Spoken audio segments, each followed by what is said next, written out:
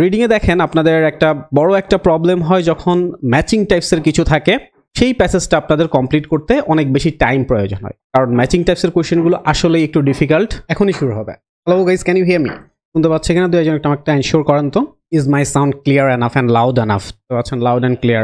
Very good. Okay, all right. So one thing I can assure you, it will going to be one of the most entertaining IELTS class you'll ever do. That's for sure. That's for sure. But I need your help in that regard. For next 30-40 minutes বেশিক্ষণ class করাবো না ভাই, খুব অল্প কিছুক্ষণ করাবো। 30-40 minutes একটু এরকম ভাবে প্রোঅ্যাক্টিভ থাকার দরকার নাই, বাট ইউ জাস্ট যখন যেটা লিখতে বলবে একটু চেষ্টা করবেন লিখার, বা কোনো কিছু যদি বলি যে একটু বলার জন্য সেটা একটু বলার চেষ্টা করবেন। সো একটু প্রোঅ্যাক্টিভলি নেক্সট 30-40 মিনিটস একটু ট্রাই করি। চলেন, ক্লাসটাকে আমরা 3টা ভাগে ভাগ করব। প্রথম যে জিনিসটা আমাদের থাকবে সেটা হচ্ছে যে আপনাকে একটু শেখানোর চেষ্টা করব, মানে ক্লাসের যে টপিকটা ছিল আমাদের টাইম নিয়ে কথাবার্তা, তাই না? যে টাইম ম্যানেজমেন্ট নিয়ে আপনার যা যা প্রবলেম আছে, কারণ অনেকে দেখা যায় কি ভাই, আইএলটিএস পরীক্ষা 2বার এক্সাম দিয়েও দেখা যায় যে টাইম ম্যানেজমেন্ট ঠিক করতে পারে না। এবং আপনাদেরকে যদি এখানে যদি জিজ্ঞেস করি, অনেকে মিলাতে পারবেন যে রিডিং, রাইটিং, লিসেনিং। যেমন রিডিং এর ক্ষেত্রে হয়তো আপনি সেকেন্ড প্যাসেজটা করার পর থার্ড প্যাসেজে যাওয়ার মতো আপনার টাইম থাকে না। রাইটিং এ হয়তো আপনার অন্য একটা প্রবলেম হয়তো টাইমলি শেষ করতে পারেন না। লিসেনিং এ হয়তো এমসিকিউটা আপনি প্রপারলি যে টাইম দেওয়া হয় সেই টাইমে হয়তো আপনি পড়তে পারেন, কিন্তু পড়ে যে আবার ভালো করে বুঝে পড়ার যে ব্যাপারটা, এটা হয়তো আপনি করতে পারেন না।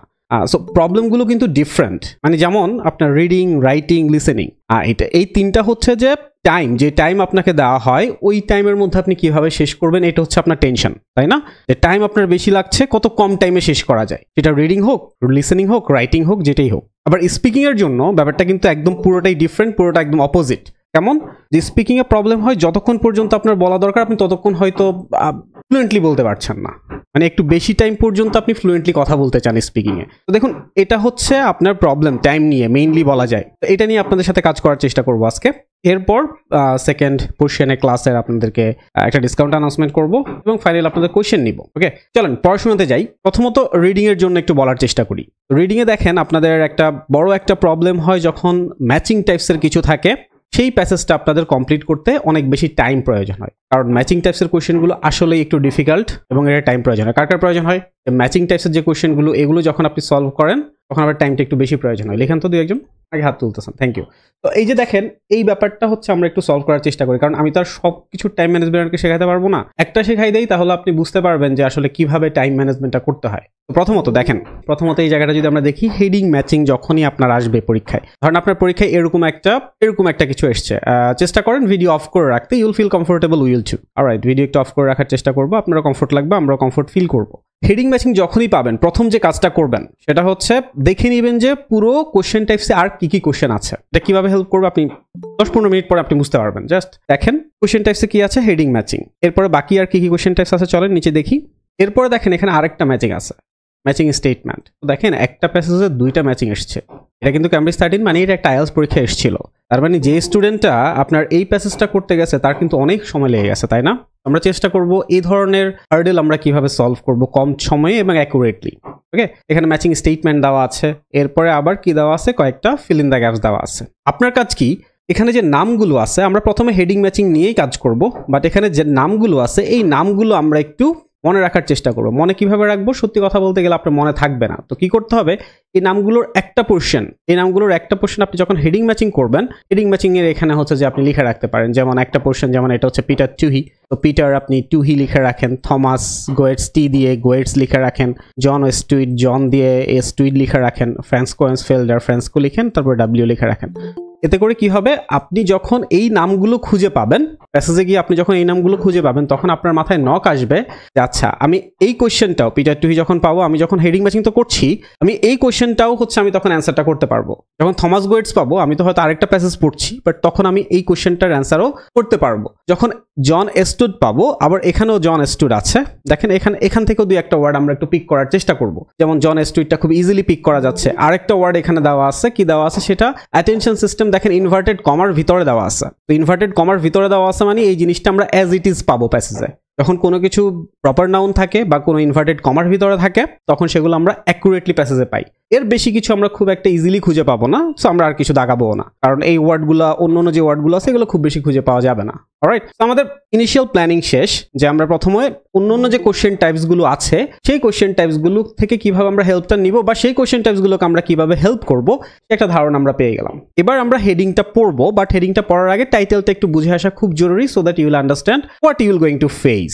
যেমন এখানে বলছে why being bored is simulating, এটাকে অনেক স্টিমুলেটিং বলতে পারেন, it's alright. Why being bored is simulating, আর আরেকটা বলছে কি বলছে সেটা, অ্যান্ড ইউজফুল টু। এখন দেখেন এখানে অনেকে হয়তো এই ওয়ার্ডটার অর্থ জানেন না, আছেন না? বলেন তো কে কে অর্থটা জানি না? সত্যি কথা, এখানে আমরা অনেকে আছি এই ওয়ার্ডটার অর্থ হয়তো আমরা জানি না। এই ওয়ার্ডটার অর্থ আপনি যদি না জানেন, সব ওয়ার্ডের অর্থ আপনি পরীক্ষার হলেও জানবেন না। You need to be capable enough, even if you don't know some meaning of that word, you can still answer it correctly. যে অনেক ওয়ার্ডের অর্থ না পারলেও যাতে কারেক্টলি অ্যান্সার করতে পারেন। এখানে হয়তো আমি আপনাকে এই অর্থটা বলে দিলাম, কিন্তু পরীক্ষার হলে আপনাকে এরকম আরেকটা ওয়ার্ড আসবে যেটার অর্থ জানবেন না, সেটাকে বলে দিবে।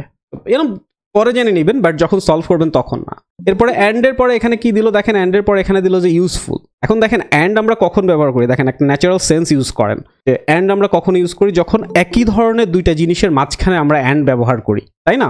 আর যেমন আমরা তো আর এরকম ইউজ করি না যে dog and father, cat and dog use করি, ফাদার অ্যান্ড মাদার ইউজ করি। তার মানে একই টাইপসের একই ধরনের দুটো জিনিসের মাঝখানে অ্যান্ড হয়। সো এখানে যেহেতু ইউজফুল বলছে, স্টিমুলেটিং ও পজিটিভ টাইপসেরই কিছু একটা হবে স্বাভাবিকভাবেই। সো দেখেন এটা কেন এভাবে বলার চেষ্টা করেছি, যে সবকিছুর অর্থ না জানলেও আমরা অনেক ক্ষেত্রেই গেইজ করে নিতে পারি যে অর্থটা কি ধরনের হতে পারে। অ্যান্ড দ্যাটস ভেরি ইম্পর্টেন্ট, কারণ এখন থেকে শুরু করে যদি আপনি 10K ওয়ার্ডও শিখে ফেলেন, স্টিল আপনার মেইন পরীক্ষায় কিছু ওয়ার্ড থাকবে যেগুলোর অর্থ আপনি জানবেন না, অ্যান্ড স্টিল আপনাকে ওই অ্যান্সারগুলো তো করে আসতে হবে, ওখানে তো ডিকশনারি থাকবে না। তো এই হ্যাবিটটা ইম্পর্টেন্ট। আমরা বুঝতে পারছি আমরা বোরিং নিয়ে পাবো, বাট বোরিং যখন আমরা ওয়ার্ডটা চিন্তা করি আমাদের মাথায় যখন আনি, we always think about the negative stuffs, isn't it? Boring is a negative thing. তো বাট এখানে ওরা বলছে যে বোরিংটা ইউজফুল। তো okay, will going to get something we are not really habituated related to the boring. Boring সম্পর্কে আমরা যেগুলো নিয়ে জানি, কথাবার্তা বা যে ধরনের ধারণা আমাদের মধ্যে আছে, ওরা একটু ডিফারেন্ট কিছু বলবে। সাব টাইটেলে কি বলছে, the most common emotions is turning out to be more interesting than we thought. দেখেন আজকে যখন এই পুরোটা যখন শেষ করব, তখন আপনার যে কোনো প্যাসেজ, যে কোনো সেকেন্ড প্যাসেজ, হ্যাঁ শুধু এইটা না, যে কোনো সেকেন্ড প্যাসেজ বা থার্ড প্যাসেজ যেখানে আপনার ম্যাচিংটা থাকবে এবং সাথে অন্য কোশ্চেন টাইপস থাকবে, সেগুলো আগের থেকে যে কোনো সময়ের থেকে আপনি কম সময়ে আরো বেশি অ্যাকুরেট করতে পারবেন, কনফার্ম। তো একটু মনোযোগ দেন। This most common of emotions is turning out. দেখেন this most common emotions কেন বলছে, because boring is a very common emotions. আমরা খুব কম মানুষ আছি যারা বোর্ড হই না, তাই না? সবাই মোটামুটি কম বেশি বোরিং হই আমরা। Turning out to be more interesting than we thought. আমরা এমনিতে তো বোরিংটাকে ইন্টারেস্টিং মনে করি না, but even if we feel it a little bit interesting, it's more than that. তো বোরিং কিভাবে ইউজফুল, কিভাবে ইন্টারেস্টিং, এটা সম্পর্কিত জিনিসপত্র আমরা প্যাসেজে পাবো। পেয়ে গেলাম ধারণা। হেডিংগুলো যখন আমরা পড়বো, ভালো করে শুনেন ভাই, বাংলায় বলছি, হেডিংগুলো যখন আমরা পড়বো, হেডিংগুলো আমরা এমনভাবে পড়বো যাতে করে আমরা বুঝতে পারি যে এই হেডিংটা যে প্যারাগ্রাফের অ্যান্সার হবে। এই স্ক্রিন তো ক্লিয়ারলি দেখা যাচ্ছে, আমি দেখাচ্ছি, দেখা যাচ্ছে না? বলেন তো। নাইস ওয়ান, ওকে। তো দেখুন আবার বলছি, এই হেডিংটা যে প্যারাগ্রাফের অ্যান্সার হবে, সেই প্যারাগ্রাফে কি লেখা থাকবে, কোন ব্যাপারে বলা থাকবে, কোন ব্যাপারে ডিসকাস করা থাকতে হবে, তখন কি আমরা এটা অ্যান্সার করব, এটা আমরা বের করব। What will you do? We'll read the title, read the heading in a way so that we'll understand when this heading will be the answer of the paragraph, what will be written there. এটা হচ্ছে মূল কথা, ঠিক আছে? এখানে কি বলা আছে প্রথমটা দেখেন, the productive outcomes that may result from boredom. তার মানে হচ্ছে প্রোডাক্টিভ আউটকামস। প্রোডাক্টিভ পজিটিভ নাকি নেগেটিভ? পজিটিভ, সবাই বুঝতে পারছি। তার মানে বোরিং থেকে যে পজিটিভ জিনিসগুলো আমরা পাই, সেই জিনিসগুলো ওই প্যাসেজে লেখা থাকবে। তার মানে কোনো একটা প্যাসেজ যখন আমরা পড়বো, যখন দেখবো যে ও আচ্ছা বোরিং থেকে এই ভালো ভালো জিনিসগুলো পাওয়া যায়, তখন আমার মাথায় আসবে আচ্ছা পজিটিভ জিনিস বলতেছে, অ্যান্সার তো এটা হওয়ার কথা। That's how you think. পরেরটা যেমন বলছে, what teachers can do to prevent boredom. So একটা সেন্টেন্স আপনাদের মাথায় আসার কথা, ছোটবেলায় পড়েছিলেন হয়তো, prevention is better than cure. Prevention and cure is not the same thing. Prevention is something what you do before you get addicted, আর কি, এটা হচ্ছে prevention. What teachers can do to prevent boredom. So টিচাররা কি করতে পারে, একজন teacher না অনেকজন টিচার, দেখেন টিচার্স বোরিংটাকে প্রিভেন্ট করে, যাতে বোরিংটা আপনার কাছে না আসতে পারে। তার মানে এমন কিছু বলা থাকবে যে আচ্ছা টিচাররা এটা করবে, যাতে করে বোরিং আপনাকে টাচ না করতে পারে। এই ধরনের ইনফো যখন পাবো, তখন আমরা 2 নাম্বার অ্যান্সার করবো। Number 3, a new explanation and a new cure. আমরা যদি শুধুমাত্র একটা নতুন এক্সপ্লেনেশন পাই, একটা, অনেকগুলো না, একটা, কিন্তু কিউর না খুঁজে পাই, তখন কিন্তু আমরা এটা অ্যান্সার করতে পারবো না। আবার শুধু কিউর পেলাম কিন্তু এক্সপ্লেনেশন পেলাম না, তখন আমরা এটা অ্যান্সার করতে পারবো না। তখনই অ্যান্সার করতে পারবো when the explanation and the cure, one explanation and one cure will be written in the paragraph, তখনই এটা অ্যান্সার করবো। ওকে, পরেরটা প্রবলেমস, অনেকগুলো প্রবলেমস, অন্তত একটার বেশি, with a scientific approach to boredom. Scientific approach তার মানে কি? এইটা কি আপনার প্যাসেজে কি সায়েন্স এই ওয়ার্ডটা লেখা থাকবে? থাকবে না। সাইন্টিফিক অ্যাপ্রোচ, আপনি চিন্তা করেন আপনি লাইফে কত কত সাইন্টিফিক অ্যাপ্রোচ করেছেন। যেমন আপনি কোনো লাইট নিয়ে হয়তো কোনো বাসায় হয়তো চেষ্টা করেছেন কিছু একটা, that is also scientific approach, correct? So there are lot of scientific approach. তার মানে এমন একটা অ্যাপ্রোচ দেওয়া থাকবে, কিছু একটা বলা থাকবে যেটা বুঝতে পারবেন যে এটা সায়েন্স রিলেটেড জিনিসপত্র, এবং সেগুলোর সাথে প্রবলেম জুড়ে দেওয়া হবে বোরিং এর। এই তো এ potential danger arising from boredom. So a potential danger means danger is not here yet, it feels like the danger will be there in the future. Potential আমরা তখনই potential বলি যখন একটা ফিউচার বোঝায়। যেমন যারা খেলা দেখেন, potential বলি যে একটা প্লেয়ার potential আছে, তার মানে সে এখনো খুব ভালো করছে তা না, বাট তার potential আছে ফিউচার অনেক ভালো করার, এরকম। সো potential danger, যে ডেঞ্জার বুঝতে পারবেন যে একটা potential danger arise করতেছে বোরিং এর কারণে। Creating a system of classification, মানে কি ধরন বলা থাকবে ভাই, টাইপস বলা থাকবে। কিসের ধরন? বোরিং এর, ফিলিংস অফ বোরিং এর ধরন বলা থাকবে। এজ গ্রুপস মোস্ট, দেখেন এই পরের দুইটা কিন্তু অনেক identical, number 7 number 8, most affected by boredom, most affected by boredom. তার মানে এখানে আপনার সাথে একটা ওরা কনফিউশন ক্রিয়েট করবে, and you need to be careful. একটাই বলছে এজ গ্রুপস, একটা এজ গ্রুপ না, ধরেন ওখানে মাত্র আপনি একটা এজ গ্রুপ খুঁজে পেলেন কিছু একটাই, তখন আপনি কিন্তু এটা অ্যান্সার করতে পারবেন না। এজ গ্রুপস, অনেকগুলো এজ গ্রুপ থাকতে হবে। আর এটা আইডেন্টিফাইং দোজ, যদি এজ গ্রুপস বলা থাকে 20 থেকে 30, 50 থেকে 60, এরকম অ্যাটলিস্ট দুইটা এজ গ্রুপ বলা থাকে, তখন আমরা এটা অ্যান্সার করতে পারবো। বাট যখন বলা থাকবে না এজ গ্রুপ বাদ দিয়ে অন্য কিছু, যেমন হয়তো টিচাররা বেশি বোরিং হয়, নিউ কাপলরা অনেক বোরিং হয়, এরকম, তখন আমরা হয়তো এটা অ্যান্সার করতে পারবো। বা এই ধরনের মানুষজন বেশি বোরিং হয় বা বোর্ড হয়, তখন আমরা এটা অ্যান্সার করতে পারবো। এখন মোটামুটি ক্লিয়ার যে কোন হেডিংটা অ্যান্সার হবে যখন প্যারাগ্রাফে আমরা কি খুঁজে পাবো, এটা মোটামুটি ক্লিয়ার সবার? হ্যান্ড রেজ করলে হবে। ক্লিয়ার? আরেকবার একটু বলি, হ্যাঁ ক্লিয়ার করে দেই। তাহলে আমরা কি কি খুঁজে পাবো? একটাই পাবো হচ্ছে আপনার প্রোডাক্টিভ আউটকামস, মোটামুটি এটা আমরা শিওর যে একটা পাবো আমরা প্রোডাক্টিভ আউটকামস, পজিটিভ জিনিসপত্র পাবো। আরেকটাই এটা অ্যান্সার হতে হলে টিচার্সরা কি করতে পারে এটাকে প্রিভেন্ট করার জন্য, এটা পাবো। আরেকটা একটা এক্সপ্লেনেশন পাবো এবং একটা সলিউশন পাবো, আর কি কিউর বলতে কি সলিউশন। আরেকটাই পাবো সাইন্টিফিক অ্যাপ্রোচ খুঁজে পাবো কয়েকটা প্রবলেম সহ। আরেকটাই পাবো যে পোটেনশিয়াল ডেঞ্জার, কোনো ডেঞ্জার একটু বাড়বে এরকম মনে হচ্ছে। অ্যান্ড দেন ধরন পাবো, টাইপস, ক্লাসিফিকেশন, বোরিং এর ধরন পাবো যে বোরিং এত প্রকার। অ্যান্ড দেন কারা বেশি এফেক্ট হচ্ছে এটা বের করব, এটা কি এজ গ্রুপ অনুসারে হচ্ছে বের করছে, তাহলে 7। আর যদি এজ গ্রুপ ছাড়া অন্য কোনো ভাবে তারা বের করে তখন এটা নাম্বার 8। এই এখন চলেন আমরা এই প্যারাগ্রাফটা একটু পরে একটা অ্যান্সার করার চেষ্টা করি। তো 1 মিনিট। এই প্যারাগ্রাফের অ্যান্সার যারা করতে পারবেন একের সাথে আরেক 1 হচ্ছে বোনাস পাবেন, আমি দেখাবো কিভাবে পাবেন, বাট এটা কারেক্ট করতে পারতে হবে। এটা যদি কারেক্ট করতে পারেন একের সাথে আরো এক বোনাস পাবেন, দেখবেন, দেখাবো। কারণ তো এটা একটু দেখি আপনারা কেমন পারেন, এটা একটু দেখার চেষ্টা করি। কি করবেন? এটা পড়বেন, পড়ে এসে দেখবেন যে কোন টাইটেলটার সাথে বেশি যাচ্ছে। ওকে, পড়তে পারছি ভাই?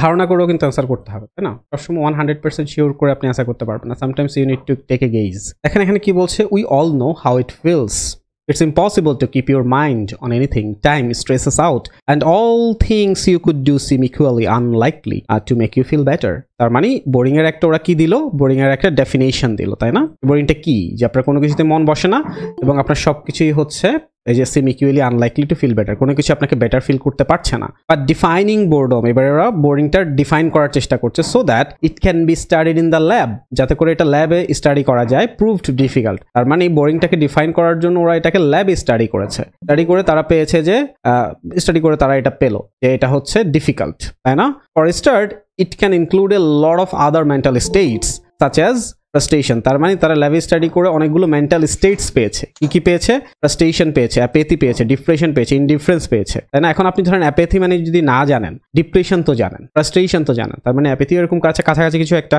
There isn't even agreement over whether boredom is always a low energy, that kind of emotion, or whether feeling agitated and restlessness। তো এই জিনিসগুলো ওরা খুঁজে পাচ্ছে। তারপর একজন লোক পিটার টুহি, উনি একটা ইউনিভার্সিটির, কম্পেয়ারস ইট টু ডিসগাস্ট। আমরা বোরিং হলে আমরা কি বলি না যে ডিসগাস্টিং লাগছে, এটা বলছে। an emotion that motivates us to stay away from certain situation. এটা এমন একটা ইমোশন বোরিং যে আমাদেরকে যে কোনো সিচুয়েশন থেকে দূরে থাকার জন্য মোটিভেট করে। আপনার যখন বোরিং লাগে, হয়তো বসে আছেন বোরিং লাগে, তখন আপনি একটু উঠে হয়তো কিছু একটা করার চেষ্টা করেন। If disgust protects humans from infections, boredom may protect from. এটা পুরোটা নিয়ে কি বললো, প্রথমে বোরিং এর একটা ডেফিনেশন দেওয়ার চেষ্টা করলো, এরপরে তারা কি করলো, বোরিংটাকে তারা কোথায় গিয়ে স্টাডি করলো, ল্যাবে স্টাডি করলো। স্টাডি করে তারা অনেকগুলো মেন্টাল স্টেটস পেলো, ফ্রাস্ট্রেশন, অ্যাপিথি, এগুলো পেলো। এবং তারা আরো একটা জিনিস পেলো যে আপনি বোরিং হওয়া মানে আপনি লো এনার্জি হয়ে যাও না। এটাই সত্যি, আমরা বোরিং হলে কি বলি, চল ঘুরে আসি, আমাদের এনার্জি আরো বেড়ে যায় উল্টো। এটা এমন একটা ইমোশন, এবং তারপরে এটা বলছে যে এটা ডিসগাস্টিং লাগে এবং আপনি ওই সিচুয়েশন থেকে দূরে থাকার চেষ্টা করেন, এটাই হচ্ছে বোরিং। দেখেন এখানে অ্যান্সার, এবার বলেন অ্যান্সার কি, খুব quick, very good, scientific approach. এখন দেখেন আপনাদের মনে থাকার কথা, এখানে এই যে এই নামটা পিটার টুহি, এই নামটা একটু আগে আমরা দেখে এসছি না, এই নামটা একটু আগে ম্যাচিং স্টেটমেন্টে মনে আছে ভাই সবার? এই নামটা আমরা একটু আগে দেখে আসছি ম্যাচিং স্টেটমেন্টে, না কিছুক্ষণ আগে আমরা এটা ম্যাচিং স্টেটমেন্টে দেখে আসি। তাহলে আমরা এখন কি করব, আমরা এখন ম্যাচিং স্টেটমেন্টটা করে আসবো, ঠিক আছে? চলেন ম্যাচিং স্টেটমেন্টটা করে আসি, দেখবেন ইজি হবে। কি বলছে এখানে স্টেটমেন্টগুলোতে, the way we live today may encourage boredom. আমরা এখন যেভাবে থাকতেছি বোরিংটা এটা এনকারেজ করছে। One sort of boredom is all worse than all others. So এক ধরনের বোর্ডম, বোরিং এর ধরন নিয়ে অন্যগুলো থেকে বেশি খারাপ আর কি। আর levels of boredom may fall in the future, যে বোরিং এর যে লেভেল আছে এটা ভবিষ্যতে কমে যাবে। Trying to cope with boredom, আপনি যখন বোরিং এর সাথে কোপ করার চেষ্টা করেন, can increase its negative effects, উল্টো এটার নেগেটিভ এফেক্টস বেড়ে যাবে। আর boredom may encourage us, boring আমাদেরকে এনকারেজ করে, মোটিভেট করে to avoid an unpleasant experience, কোনো একটা যে এক্সপিরিয়েন্সগুলো আমাদের ভালো লাগে না এটা থেকে দূরে থাকার। কোনটা হবে অ্যান্সার? পিটার টু হিটটা বলেন, ই, তাই না? যে এই জায়গায় বলছে যে stay away from certain situation. Okay, আমাদের ই অ্যান্সার করে ফেললাম, very good, nice, thank you. Okay, আমরা এবার পরের হেডিং ম্যাচিংটা করে ফেলবো, এটা ডান। পরের হেডিং ম্যাচিংটা করে ফেলি, চলেন। এই নাম্বারটা একটু পরে করে ফেলেন তো, সময় 1 মিনিট। হ্যাঁ, ক্লাসিফিকেশন, না ভাই, এখানে বলা হচ্ছে বোরিং এর ধরন বের করছে, 5 ডিস্টিংক্ট টাইপস। ভাই এটা এই টাইপস ওয়ার্ডটা ধরতে পারেন না কেন? এটা কোনো কথা হইলো? 5 ডিস্টিংক্ট টাইপস, বোরিং এর ধরন বের করছে, যে by asking people about their experience of boredom, মানুষকে জিজ্ঞেস করার মাধ্যমে তারা কি করলো, এই জায়গায় এসে রিসেন্টলি আইডেন্টিফাইড 5 ডিস্টিংক্ট টাইপস। কি কি সেটা? Indifferent, calibrating, searching, reactant and আরেকটা। This can be plotted on 2 axes, দুইটা এক্সেসে ভাগ করা যায় এটাকে। One running left to right which measures low to high arousal, and the other from top to bottom which measures how positive or negative the feeling is.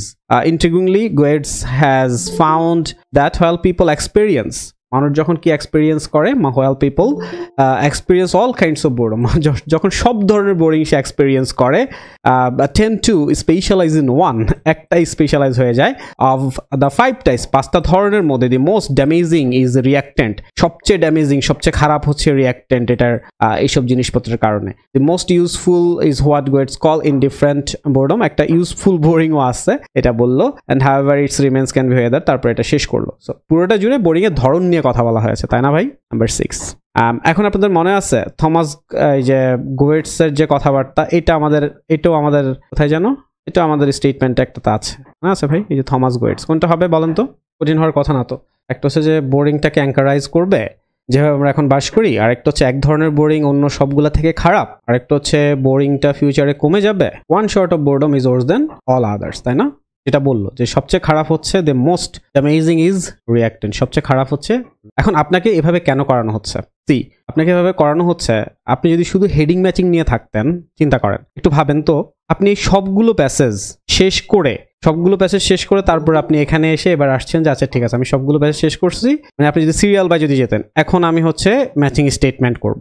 এখন আপনাকে কি করতে হতো? আপনাকে এখন এই ওয়ার্ডগুলো আবার খুঁজে বের করতে হতো। আচ্ছা, আপনি আবার খুঁজে বের করলেন, এরপর আপনি তো পুরো ভুলে গেছেন, কারণ আপনি প্যাসেজ, ভাই আমরা হচ্ছে কোশ্চেন পড়ে এসে এখান পর্যন্ত 2-3 সেন্টেন্স পড়ে কোশ্চেনই ভুলে যাই। এখানে আপনি প্যাসেজ ABCDEF পর্যন্ত পড়ে শেষ করে এরপরে এখান পর্যন্ত আবার যখন পড়তে যাবেন তখন দেখবেন যে আপনি প্যাসেজটা আবার ভুলে গেছেন, তখন এই জায়গাটা আপনাকে আবার পড়তে হবে। এখন যেমন এই অ্যান্সারটা আপনি করে ফেলতে পারছেন খুব দ্রুত, তখন এটা দ্রুত করে ফেলতে পারবে না, কারণ আপনার মনে থাকবে না। That's the practical. আমি আপনাকে এমন কিছু বলবো না যে হ্যাঁ আপনার মনে থাকবে, সবকিছু থাকবে না, এটাই সত্যি কথা, তাই না?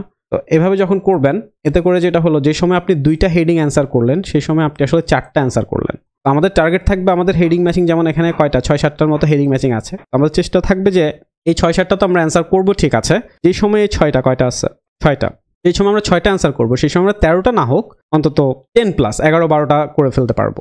এতে করে আপনার টাইমটা হচ্ছে সেভ হবে, ঠিক আছে? এরপর আপনি যখন পরেরটা করবেন, ধরেন C নাম্বার যখন করবেন তখন ওইরকম কোনো কিছু একটা পাবেন। যখন আপনি D নাম্বার যখন আপনি অ্যান্সার করবেন কারেক্ট। ডি নাম্বার যখন অ্যান্সার করবেন তখন অবশ্যই হেডিং ম্যাচিং এর ডি নাম্বারটা আপনি অ্যান্সার করবেন, কিন্তু ইন দ্য মিন টাইম জন স্টুডেন্টের যে স্টেটমেন্টের কোশ্চেনটা আছে সেটাও আপনি অ্যান্সার করবেন, আর এক বেশি অ্যান্সার করলেন। আবার জন স্টুডেন্টের জায়গায় ফিল ইন দ্য গ্যাপস আছে একটা দুইটা, ওখানে আরো দুই একটা অ্যান্সার করবেন। আপনি অলরেডি স্টেটমেন্ট দুইটা অ্যান্সার করছেন, এখানে আরো দুইটাতে 3-4টা, অ্যারাউন্ড 5-6টা। যে সময় আপনি 5-6টা অ্যান্সার করবেন এই সময় আপনি 11-12টা অ্যান্সার করতে পারবেন। আদারওয়াইজ সময়টা অনেক বেশি লাগবে। কারণ দেখেন অনেকে এটা করে না, অনেকে কি করে ওই যে চেষ্টা করা যাচ্ছে ঠিক আছে আমি একদম সিরিয়াল বাই করবো 14-15-16। এখন দেখেন এই সিস্টেমটা তৈরি করছে হচ্ছে সাধারণত আমরা যাদের পড়ানোটা ফলো করে আর কি, from the people those who are from abroad, ওদের পড়ানোটা ফলো করি। এখন ওরা এভাবে করতে বলে, ওরা এভাবে কেন করতে বলে? কারণ ওরা ইংলিশ পড়ে অভ্যস্ত। তারা যখন ইংলিশটা পড়ে, আপনি বাংলা পড়লে যেমন আপনার বাংলাটা মোটামুটি মনে থাকে, ওরা ইংলিশ পড়লে ওদের ইংলিশটা মনে থাকে। এখন এই কারণে ওরা এভাবে যখন করে, ওদের নেক্সট টাইম যখন আবার সার্চ করে যে স্টেটমেন্টটা যখন খুঁজে, ওদের মনে থাকে কোথায় পড়ছে। বাংলা হলে আপনারও মনে থাকতো, কিন্তু ইংলিশ তো আপনি তো ইংলিশ পড়ে অভ্যস্ত না। তখন আপনার জন্য আবার যখন আপনি ব্যাক করে এখানে যখন আসেন তখন আপনি ভুলে যান, আপনাকে আবার পড়তে হয় অনেক জিনিসপত্র। ওই স্ট্র্যাটেজিটা ওদের জন্য ঠিক আছে, এটা আপনার জন্য না। You need the strategy that suit you. আপনার যে উইকনেস সেই অনুসারে আপনাকে স্ট্র্যাটেজি হচ্ছে ডেভেলপ করতে হবে। সো আমি খুব বেশি কিছু দেখালাম না, এই ছোট জিনিসটাই দেখালাম। এটা দেখানোর কারণ আছে, এটা দেখানোর আপনাদেরকে কারণ হচ্ছে যে সো দ্যাট ইউ আন্ডারস্ট্যান্ড যে দ্য ওয়ে উই টিচ, এটা খুব important. Because see the aim of the class was for you, I believe it was to see the way we teach in Lisan education, right? Hopefully you have the answer already, but I really don't want you to choose Lisan only for the way we teach, right? I really want you everyone like consider two more things. আরো দুইটা জিনিস আমি চাইবো যে আপনারা consider করেন। First one হচ্ছে level ডিভাইডেন্স। এখন দেখেন আজকে আমি যখন আপনাদেরকে এই জিনিসটা পড়ালাম, রাইট, আমি একটা কমন গ্রাউন্ডে পড়িয়েছি, সবাইকে হেল্প করা যায়নি প্রপারলি। যদি দেখা যাচ্ছে যে এই ক্লাসটা একদম বেসিকের ক্লাস হইতো, তাহলে আমি হয়তো আরো কিছু জিনিস ভালো করে ডিসক্রাইব করতাম। কারণ বেসিকের আপনি অনেক কিছু জানেন না, আপনাকে আরো কিছু জিনিস হয়তো ভালো করে ডিসক্রাইব করা হয়তো। আবার আমি যদি জানতাম যে না আপনি অ্যাডভান্সের বা আপনি ইন্টারমিডিয়েট লেভেলের, তখন হয়তো আমি আরো কম জিনিস ডিসক্রাইব করতাম, আপনি এমনিতেই বুঝতে পারতেন। তো এই কারণে লেভেল ডিভাইডেন্সটা খুব বেশি গুরুত্বপূর্ণ, যেটা আমরা আপনাদেরকে করবো। বেসিক, দেন ইন্টারমিডিয়েট, দেন অ্যাডভান্স। বেসিকটা আসলে কি? বেসিকটা হচ্ছে আমরা তাদের জন্য যে মোটামুটি প্রত্যেকটা আইএলটিএস এর কোয়েশ্চেন টাইপস জানে কি কি আছে এবং এটা কিভাবে সলভ করতে এটাও জানে। যেমন রাইট নাও আপনি যেই প্যাসেজে হচ্ছে হেডিং ম্যাচিং আসবে এবং সাথে অন্য কোয়েশ্চেন টাইপস থাকবে, এটা কিভাবে সলভ করতে হবে এটার একটা ওয়ে আপনার ধারণা হয়ে গেছে, বা একবার দুবার আপনি বাসায় প্র্যাকটিস করছেন। ধরেন you are in the basic level, আপনি এগুলো এই জিনিসগুলো ঠিক করছেন, জানছেন সবকিছু সম্পর্কে, আচ্ছা, বা একবার দুবার প্র্যাকটিস করেছেন। ইন্টারমিডিয়েট লেভেলটা হচ্ছে মেইনলি তাদের জন্য যে আচ্ছা ঠিক আছে আপনি সবকিছু মোটামুটি প্র্যাকটিস করে ফেলছেন এবং আপনার 2-3টা কোয়েশ্চেন টাইপসে বা 2-1টা কোয়েশ্চেন টাইপসে আপনার স্ট্রেংথও চলে আসছে। আপনি হয়তো ট্রু ফলস নট গিভেন বা ফিল ইন দ্য গ্যাস বা এই জিনিসগুলো আপনি এখন মোটামুটি পারেন। আবার কিছু কোয়েশ্চেন টাইপস আছে যেগুলো আপনি খুব একটা পারেন না, হয়তো হেডিং ম্যাচিং, হয়তো এমসিকিউ, এরকম কিছু কোয়েশ্চেন টাইপসের ডিফিকাল্টি আপনি ফেস করছেন। তো সেটা হচ্ছে ইন্টারমিডিয়েট লেভেল। এখানে হচ্ছে যে আপনি সেই জিনিসগুলো ইমপ্রুভ করবেন, যেগুলো ভালো পারেন সেগুলোকে আরেকটু বেটার কিভাবে পারানো যায়, আর যেগুলো খারাপ পারেন সেগুলোকে একটু ঠিক করে ফেলা। অ্যাডভান্স লেভেল মানে হচ্ছে যে আপনার প্রিপারেশনটা মোটামুটি your in a very good level right now. আপনার যেটা দরকার সেটা হচ্ছে যে আপনাকে এক্সাম এনভায়রনমেন্টের সাথে পরিচিত করানো। আপনার এই সময় আপনার যেটা দরকার সেটা হচ্ছে যে টেস্ট দরকার, ইভ্যালুয়েশন দরকার, যে আসার কোন জায়গাটা আপনার মেইন প্রবলেমটা হচ্ছে। আপনি হয়তো স্পিকিংটা বলে ফেলতে পারছেন, কিন্তু দেখা যায় যে sometimes in between you need to stop in between, you need to take pauses in between, but whenever any questions have been asked you can answer that, but maybe there are some problems. কারণ দেখেন আপনি যদি একটু চেষ্টা করেন speaking এর জন্য, speaking এর জন্য একটু চিন্তা করেন যে টোটাল আপনার 7 পেতে চান। আমি ধরলাম যে স্পিকিং আপনি 7 পেতে চান। এখন 7 পাওয়ার জন্য টোটাল কয়টা পয়েন্ট দেখেন, 1 2 3 4 5 6 7 8, আর যদি এখানে যাই পজিটিভ অফ 8, সো এখানে একটা, এলিমিনেট নেগেটিভ অফ, সো এখানে আরো 2টা, 8 থেকে 10টা পয়েন্ট। অনেস্টলি যদি আমি আপনাদেরকে জিজ্ঞেস করি যে আপনার এই প্রত্যেকটা পয়েন্টে আপনার লেভেলটা ঠিক কোন জায়গায়, আপনি হয়তো জানবেন না। এটাই সত্যি, আমি বলবো না যে আপনি সবকিছু জানেন, অ্যান্ড দ্যাটস দ্য ট্রুথ। বললে হয়তো ভালো লাগবে, হ্যাঁ আর ভাই হয়ে যাবে না। You need to know. আপনি যদি না জানেন যে আচ্ছা আমার এই পয়েন্টের এই জায়গায় আমার প্রবলেম, তাহলে আমাকে এখানে ইমপ্রুভ করতে হবে, তাহলে আপনি ইমপ্রুভ করবেন কিভাবে? And that's very important. তো অ্যাডভান্স লেভেলে মোটামুটি এই জিনিসগুলো নিয়ে, এই খুঁটিনাটি এই জিনিসগুলো নিয়ে কাজ করা হয়। এটা হচ্ছে একটা কনসিডার করা উচিত। নেক্সট যে জিনিসটা কনসিডার করা উচিত সেটা হচ্ছে স্টাডি স্ট্রাকচার। আজকে আমি আপনাকে ধরেন এই জিনিসটা পড়ালাম, তাও পুরোটা পড়াইতে পারি নাই। এখন আপনার প্র্যাকটিসটা দরকার, এবং বেশিরভাগ ক্ষেত্রে দেখা যায় যে আপনারা হয়তো 1-2 দিন প্র্যাকটিস করেন, 3 দিন করেন, আবার 1-2 দিন করেন না। কন্টিনিউয়াস ওয়েতে যে প্র্যাকটিসটা করার সেই জিনিসটা আপনাদের হয় না। এটা আপনার কিন্তু প্র্যাকটিস করা দরকার। তো এটা এনশিওর করানো, রাইট, প্র্যাকটিসটা এনশিওর করানো, and then after that test. এখন আপনি ধরেন শিখে ফেললেন একটা জিনিস, আপনাকে এটা শেখালাম, শিখলেন, আপনি প্র্যাকটিস করলেন। এখন আপনার আলটিমেট টার্গেট তো হচ্ছে আপনি পরীক্ষায় ইমপ্লিমেন্ট করা না। আপনার থেকে যদি টেস্ট না নেওয়া হয়, উইকলি মান্থলি যদি টেস্ট না নেওয়া হয়, তাহলে তো আপনার সিচুয়েশনটা আপনিও বুঝতে পারবেন না, আপনার সিচুয়েশনটা আমরাও বুঝতে পারবো না। And that's difficult. So testing system আপনি যদি বাসায় নিজে নিজেও প্র্যাকটিস করেন, আপনার এই স্ট্রাকচারগুলো ফলো করা দরকার। And then evaluation. সি, রাইটিংয়ের জন্য তো ইভ্যালুয়েশন অবশ্যই দরকার আছে। রাইটিংয়ের জন্য evaluation is 100%। It's a must thing to do. ঠিক আছে, এটা অবশ্যই অবশ্যই অবশ্যই দরকার। কিন্তু রাইটিংয়ের সাথে যেমন আমি আপনাকে একটু যদি দেখাই, এখন এই মুহূর্তে আমাদের একটা সার্ভার হচ্ছে ইভ্যালুয়েশন চলতেছে। দেখেন এই যে একদম আপনি যখন লেখাটা সাবমিট করেন, এভাবে যখন সাবমিট করেন, তখন ঠিক এই যে এখানে আমি এখন ঢুকতেছি না, এখানে ডিস্টার্ব করতেছি না, এখানে হচ্ছে যে আপনার স্ক্রিনে রেখে, যার খাতা সেখানে স্ক্রিনে রেখে হচ্ছে একদম চেক করে দেওয়া হয়। আচ্ছা, প্রবলেমটা কোথায়? শুধু চেকটা এভাবে করানো হয় না যে আচ্ছা ঠিক আছে আপনার এত স্কোর এত স্কোর, ওই যে পেন ডেসক্রিপ্টরসটা দেখে দেখে আসলে কোন জায়গায় কি ভুল হচ্ছে বা কোন জায়গায় কোন জিনিসটা আপনার ইমপ্রুভ করা দরকার। তো এটা এই স্টাডি স্ট্রাকচারটা আপনি নিজে নিজে প্র্যাকটিস করেন বা আপনি যেখানেই পড়তে যান না কেন, আপনাকে জিজ্ঞেস করা উচিত is this structure will you follow, or what structure will you follow, যে আপনি যে আমাকে পড়াবেন, তাই না? কারণ টিচিং মেথড, শুধুমাত্র টিচিং মেথড দিয়ে যে টিচিং কত ভালো পড়াচ্ছে শুধু এটা দিয়ে ভালো করাটা ডিফিকাল্ট। এটা একটা terms, very important terms, no doubt about it, যেটা আমি আপনাদেরকে একটু আগে পড়ালাম কিভাবে পড়ানো হচ্ছে, ওই ওয়েতে আপনি পড়লে ভালো করবেন কিনা এটা আমরা কনসিডার করি, আর বাকি জিনিসগুলো কনসিডার করি না। যেমন আমার লেভেলটা ডিভাইড করে আমাকে পড়ানো হবে কিনা, বা আমি যে লেভেলের সেই অনুসারে আমার গাইডলাইনটা আমি পাবো কিনা, অ্যান্ড দেন স্টাডি স্ট্রাকচারটা কি হবে, তাই না? আমাকে কি শুধু পড়িয়ে ছেড়ে দেওয়া হবে, নাকি আমাকে প্র্যাকটিস করার জন্য কোনো অপশন থাকবে, আমার টেস্ট নেওয়া হবে কিনা, আমাকে ইভ্যালুয়েশন কিভাবে দেওয়া হবে, কোন জায়গায় কি দেওয়া হবে। সো এই জিনিসগুলো খুব খুব বেশি ইম্পর্ট্যান্ট। অ্যান্ড ফাইনালি আমাদের যে স্টুডেন্ট সার্ভারটা, তো এই সার্ভারটা আপনাকে কয়েকটা ওয়েতে হেল্প করবে। প্রথম যে জায়গাটা আপনাকে হেল্প করবে ফ্লেক্সিবিলিটি, আমি যেটা বলবো, এবং তার আগে যেটা হবে যে নাথিং ক্যান স্টপ ইউ। প্রথম যে জিনিসটার কারণে এটা আমি বললাম, একটু দেখাই আপনাকে। সো আপনি যখন আমাদের এরকম একটা সার্ভারে আপনি চলে আসবেন, সো দেখেন যে জিনিসটা এখানে দেওয়া আছে, প্রত্যেকটা ক্লাস তো লাইভ হবে, যেমন আজকে আপনাদেরকে করালাম, কিন্তু এখানে প্রত্যেকটা ক্লাসের অনেকগুলো ক্লাস অলরেডি দেওয়া আছে, অনেকগুলো ক্লাস, প্রত্যেকটা কোশ্চেন টাইপসের। এবং দেখেন প্রত্যেকটা ক্লাস তো আর বেস্ট হবে না, এটা পসিবল না, পৃথিবীর কারোর জন্য পসিবল না। এখানে বেস্ট কয়েকটা একটা দুইটা ক্লাসও আবার পিন করে দেওয়া আছে। এভাবে আইএলস এর যত কোশ্চেন টাইপস আছে, ধরুন রিডিং এর ফিল ইন দ্য গ্যাপস থেকে এমসিকিউ, হেডিং, ম্যাচিং, যত কোশ্চেন টাইপস আছে, এভাবে প্রত্যেকটা কোশ্চেন টাইপসের ক্লাসেস অলরেডি এখানে দেওয়া আছে। লিসেনিং বলেন, স্পিকিং আর রাইটিং, টাস্ক 1 যাই বলে, প্রত্যেকটার ক্লাস দেওয়া আছে এখানে।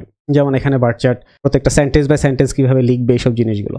তো এগুলো কেন দেওয়া আছে? See, some people will going to have some time, lot of time. আপনাকে তো আর একদিনে সব শিখিয়ে ফেলা যাবে না। তো if you are just I have time, I really want to learn more, তখন আপনাকে কেউ স্টপ করে রাখতে পারবে না। এটা মনে হচ্ছে আচ্ছা আমার তো হচ্ছে আজকে ট্রু ফলস নট গিভেন পড়ানো হয়েছে, বা কালকে হয়তো আমাকে হেডিং ম্যাচিং পড়ানো হবে বা ম্যাচিং ইনফরমেশন পড়ানো হবে, আমি একটা ম্যাচিং ইনফরমেশন একটা ক্লাস করে আসি, and you will gonna do that. So that's how it is important, and nothing will stop you. It's super important. And then distractions.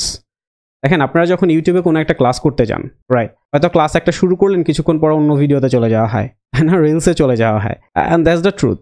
এই সার্ভারটাতে যখন আপনি জয়েন করবেন, এখানে আপনি সব কিছু করতে পারবেন। হ্যাঁ, এখানে আপনি ভিডিও শেয়ার থেকে শুরু করে সব কিছু করতে পারবেন। বেনিফিট হচ্ছে এখানে কোনো ডিস্ট্রাকশনস নাই, এখানে যা কিছু আছে সব কিছু IELTS related, study abroad related, প্রত্যেকটা জিনিস। তো আপনার কোনো ডিস্ট্রাকশনস আর থাকবে না, যে আপনি যখন হয়তো ফেসবুকে যাচ্ছেন, কোনো গ্রুপে যাচ্ছেন, আইএলসেরই হয়তো গ্রুপে যাচ্ছেন, কিন্তু আইএলসের গ্রুপে গিয়ে দেখতেছেন যে ওখানে কথাবার্তা হচ্ছে সামথিং এলস, তাই না? এরকম আপনি আসেন আইএলসের গ্রুপে, কিন্তু you are talking about something that is not even near to IELTS or study abroad. এই জায়গাটা সেটা হয় না, এটা একদমই পুরোটা IELTS রিলেটেড সব কিছু, কোনো উল্টাপাল্টা কোনো কথাবার্তা হয় না, তো ডিস্ট্রাকশনস থাকবে না। নেক্সট যে জিনিসটা সেটা হচ্ছে ফ্লেক্সিবিলিটি। দেখেন সবার সব সময় টাইম হয় না, এটাই সত্যি কথা। দেখা যায় যে অনেকে খুব সকালে ঘুম থেকে উঠেন, সকালে একটু সময় থাকে, প্র্যাকটিস করা দরকার। অনেকে অনেক সময় রাতে টাইম পান, যে রাতে হচ্ছে বসে বসে 2 ঘন্টা শুধু ফোন টিপি, আমি হচ্ছে 3টা পর্যন্ত আমি ঘুমাই না এবং পড়াশোনাও করি না, ওরকম টাইমটা হয়তো অনেকে ফ্রি থাকেন। তো সার্ভারটা সারাটাক্ষণ মোটামুটি লাইভ থাকে, মোটামুটি না সারাক্ষণ লাইভ থাকে। সো যে কোনো সময় যে কোনো স্টুডেন্ট এসে যে কোনো জায়গায় বসে বসে প্র্যাকটিস করতে পারবে। অনেকগুলো প্র্যাকটিস চ্যানেল দেওয়া আছে। ল্যাঙ্গুয়েজ ক্লাব থেকে প্র্যাকটিস চ্যানেল কেন বেটার? ল্যাঙ্গুয়েজ ক্লাব থেকে প্র্যাকটিস চ্যানেল এই কারণে বেটার, ল্যাঙ্গুয়েজ ক্লাব হলে একটা থাকে, এখানে এখন ধরেন 3টে স্টুডেন্ট হচ্ছে তারা স্পিকিং প্র্যাকটিস করবে, অন্য 4জন হচ্ছে হয়তো রাইটিং প্র্যাকটিস করবে বা রিডিং প্র্যাকটিস করবে, অন্য 2জন, তখন প্রবলেম, তখন কিভাবে কি করবে? কারেক্ট? তো ইন দ্যাট সিনারিও আমাদের অনেকগুলো প্র্যাকটিস চ্যানেল ওপেন করা আছে, যেখানে আপনি মোটামুটি সারাক্ষণে যে কোনো সময় হচ্ছে এখানে এসে প্র্যাকটিস করতে পারবেন উইথ আদার পিপল। তো that is the practice channels. এটা আপনাকে একটা ফ্লেক্সিবিলিটি দিবে টাইমের ক্ষেত্রে এবং মডিউলের ক্ষেত্রে। টাইমের ক্ষেত্রে বললাম যে কোনো সময় প্র্যাকটিস করতে পারবেন, আর মডিউলের ক্ষেত্রে যে কোনো মডিউল যে কোনো সময় প্র্যাকটিস করাটা খুব ইম্পর্টেন্ট। কারণ আপনি যদি সরাসরিও কোথাও গিয়ে অ্যাডমিশন নেন, 1 ঘন্টা ক্লাস করবেন, বাসায় চলে আসবেন, প্র্যাকটিস কার সাথে করবেন, কখন করবেন? সো ইটস ভেরি ইম্পর্টেন্ট, কারণ আইএলটিএস এ প্র্যাকটিস ছাড়া ভালো করাটা ইম্পসিবল, নট ডিফিকাল্ট। এরপর ফাইনালি হচ্ছে পুশ। দেখেন, আপনি যখন কারোর সাথে অনেকদিন ধরে ক্লাস করবেন, কারণ আমাদের যেমন আজকে এখানে ক্লাস করছেন কোথায়? গুগল মিটে। এতে করে কি হচ্ছে, আপনি ক্লাসে জয়েন করলেন, এখানে ক্লাস করলেন, বেরোয় গেলেন, এরপরে আর কেউ কাউকে চেনেন না। That's the problem, that's a huge problem. কারণ আপনি যাদের সাথে ক্লাস করছেন তাদের সাথে যদি আপনার, কারণ দেখেন আলটিমেটলি সবার গোলটা কিন্তু সেম, কেউ হয়তো 6.5, কেউ হয়তো 7, বাট গোলটা same, to get a good score in IELTS, right? That's the গোল। তো এখানে যখন আমরা কয়েকদিন যখন আপনি ক্লাস করবেন, যেহেতু এখানে একজনের সাথে কমিউনিকেট করার আর সুযোগটা রয়েছে, তো সেই জায়গা থেকে একজনের সাথে যখন ক্লাস করলে কয়েকদিন পরে আমরা যেটা দেখতে পাই from our experience, people became friend with each other. একটা ফ্রেন্ডলি এনভায়রনমেন্ট ওখানে রিলে করে। অ্যান্ড যেটা হয় সেক্ষেত্রে আপনি যদি নাও পড়েন, তখন দেখা যাচ্ছে ফ্রেন্ডলি রিলেশনশিপ হয়ে যাওয়ার কারণে, কারণ সবার গোলটা তো হচ্ছে ভালো করা। তো 5 জনের সাথে দেখা যাচ্ছে আপনারা হয়তো ফ্রেন্ড হয়ে গেছেন, আপনারা বেশি একসাথে প্র্যাকটিস করেন, 4 জন করতেছে, আপনি করতেছেন, তখন কিন্তু ওখান থেকে দুজন, এই ভাই চলেন, কেন প্র্যাকটিস করতেছেন না, আসেন করি। তো এগুলো অনেক সময় অনেক গুরুত্বপূর্ণ একটা রোল কিন্তু প্লে করে। তো ফাইনালি যেটা বলার চেষ্টা করব সেটা হচ্ছে যে আপনার ইচ্ছাটা যদি এরকম থাকে যে আজকে যে মেথডে আপনাকে পড়ানো হয়েছে, এই মেথডটা যদি আপনি বিলিভ করেন it will going to help you, then আমাদের যে লেভেল ডিভাইড করে পড়ানো, যে স্টাডি স্ট্রাকচারটা আপনাকে ফলো করবো, যেটা বলেছি শেখানো, learning, practice, test and then final evaluation, এই জিনিসগুলো যদি আপনার কাছে মনে হয় যে this is the way I want to really help myself to get the score, then একটা ডিসকাউন্ট অ্যানাউন্সমেন্ট করার কথা ছিল। সো ডিসকাউন্টটা হচ্ছে যে আপনারা পাওয়ার জন্য এটার একটা স্ক্রিনশট নিতে হবে। একটা স্ক্রিনশট নিয়ে ফেলেন, স্ক্রিনশট নিয়ে লিজনের যে হোয়াটসঅ্যাপে, ঠিক আছে, লিজনের হোয়াটসঅ্যাপে হচ্ছে যে এই নাম্বারটার হোয়াটসঅ্যাপে হচ্ছে যে আপনি মেসেজ করবেন, and you will get the discount. এটা আমরা কেন পাবলিকলি অ্যানাউন্স করবো না, কারণ এটা সবাইকে দেওয়া যাবে না এই জন্যে। এবং ডিসকাউন্টের থাকবে, টাইমটা থাকবে আগামীকালকে থার্সডে, কালকে পর্যন্ত। সো 12, আজকে 11, সো 12 পর্যন্ত আপনি হচ্ছে অ্যাডমিশনটা নিতে পারবেন, যে ডিসকাউন্ট ফিটা আজকে দেওয়া হবে এই ডিসকাউন্ট ফিতে। Alright, I'm done nearly. IELTS এ আপনার প্রধান লক্ষ্য হচ্ছে ডিজায়ার স্কোরটা আপনাকে পেতে হবে। এটা very simple and straight forward. সেটা হতে পারে আপনি হয়তো IELTS প্রিপারেশনটা খুব বেশি দিন হয়নি শুরু করেছেন, অনেক কিছু হয়তো আপনি জানেন না, হয়তো বা এরকম হতে পারে আপনি একটা জায়গায় পড়েছেন বা পড়া শেষ করে ফেলেছেন, এখনো আশানুরূপ ইমপ্রুভটা করতে পারছেন না, আপনি হয়তো বা পরীক্ষা দিয়েছেন কিন্তু আলটিমেটলি আপনার সামনে গোলটা একদমই সেম, মানে নেক্সট যে IELTS পরীক্ষাটা আপনি দিবেন ওখানে আপনার ডিজায়ার ব্যান্ড স্কোর সেটা হতে পারে 6, হতে পারে 7, হতে পারে 6.5, মানে আপনি আপনার ডিজায়ার ব্যান্ড স্কোরটা অ্যাচিভ করতে চান। আর এর জন্য যে দুইটা জিনিস সবচেয়ে বেশি জরুরি সেটা হচ্ছে প্রপার প্ল্যান এবং কন্টিনিউয়াস ইমপ্রুভমেন্ট। কন্টিনিউয়াস ইমপ্রুভমেন্ট মানে আপনাকে প্রতিদিন ইমপ্রুভ করতে হবে। প্রপার প্ল্যানটা কেন দরকার? দেখেন, IELTS এর টোটাল কোশ্চেন টাইপস একাডেমিক হলে 33টা, আর যদি জেনারেল ট্রেনিং হয় তাহলে 5টা কম 27টা। এখন আপনার যদি কিছুটা ইমপ্রুভ করতে চান প্রতিদিনও, যেমন আপনি হয়তো 5 থেকে 6.5 যেতে চান, আপনি হয়তো 5 থেকে 7 এ যেতে চান, বা আপনি হয়তো 4 বা 4.5 লেভেল থেকে 6 লেভেলে যেতে চান। এখন দেখুন, আপনি যদি একটা কোশ্চেন টাইপস 2 দিনও ইমপ্রুভ করেন তাহলেও কিন্তু আপনার 2 মাসের মতো সময় লাগবে। এটা হচ্ছে আপনি শুধু ইমপ্রুভ করা। আর ইমপ্রুভ করার জন্য যেটা সবচেয়ে বেশি জরুরি সেটা হচ্ছে কনসিস্টেন্সি। কারণ আপনি 2 সপ্তাহ পড়লেন, আবার 4 দিন 1 সপ্তাহ পড়লেন না,